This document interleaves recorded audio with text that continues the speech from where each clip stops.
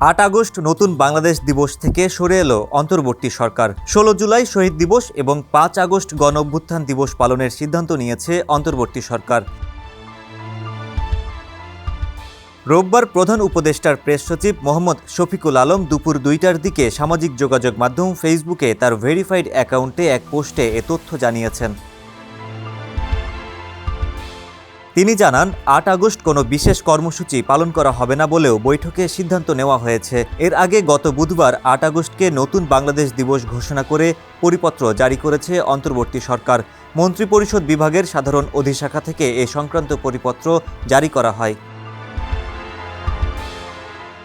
পরিপত্রে বলা হয়, সরকার প্রতি বছরের 8 আগস্টকে নতুন বাংলাদেশ দিবস হিসেবে ঘোষণা করেছে। দিনটিকে নতুন বাংলাদেশ দিবস হিসেবে পালনের জন্য গত বছরের 21 অক্টোবর জাতীয় ও আন্তর্জাতিক দিবস পালন সংক্রান্ত মন্ত্রিপরিষদ বিভাগ সিদ্ধান্ত নিয়েছে। 8 আগস্টকে খ শ্রেণীভুক্ত দিবস হিসেবে অন্তর্ভুক্ত করা হয়েছে। ডেস্ক রিপোর্ট, সমকাল।